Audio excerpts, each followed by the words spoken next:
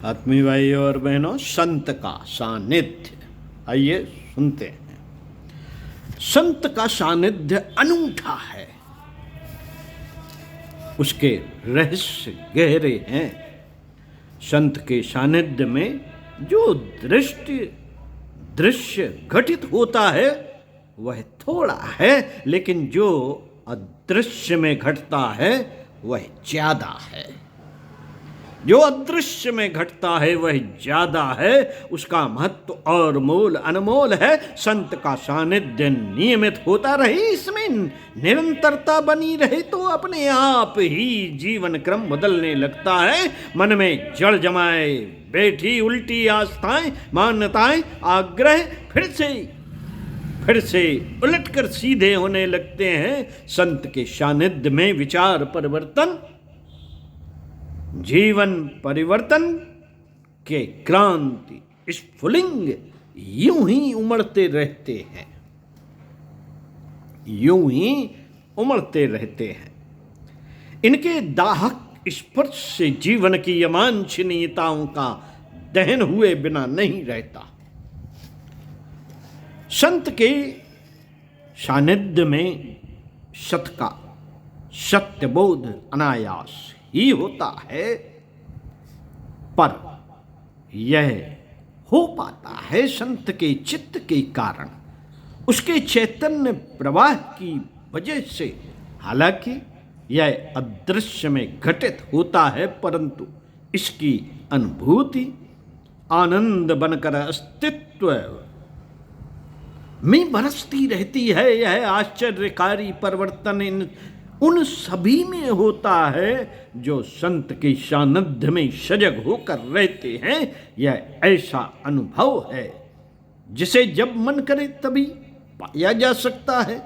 बस इसके लिए चाहिए संत का सानिध्य।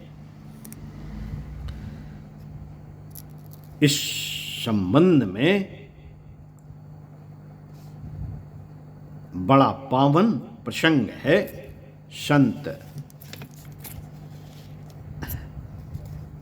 संत फरीद के जीवन का बिलाल नाम के एक व्यक्ति को कुछ षड्यंत्रकारी लोगों ने उनके पास भेजा।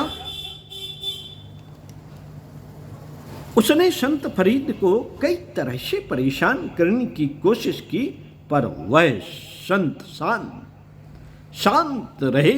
संत की इस अचरज भरी शांति ने बिलाल के मन को छू लिया और वह उन्हीं के साथ रहने लगा।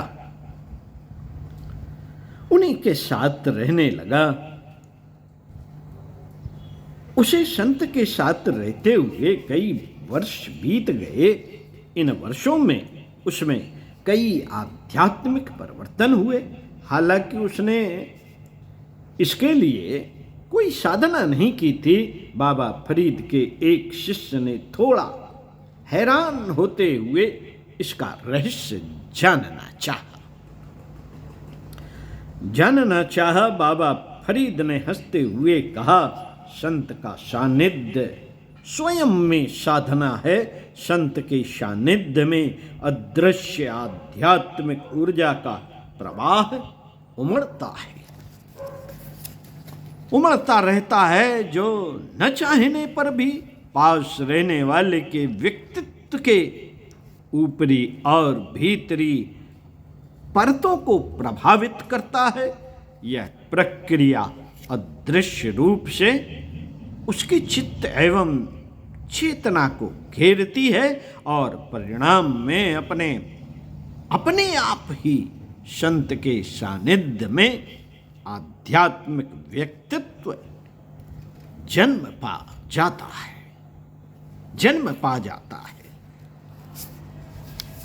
ओम जीवन पथ के प्रदीप साथियों, पढ़ते रहिए कुछ अच्छा और सुनते रहिए कुछ अच्छा।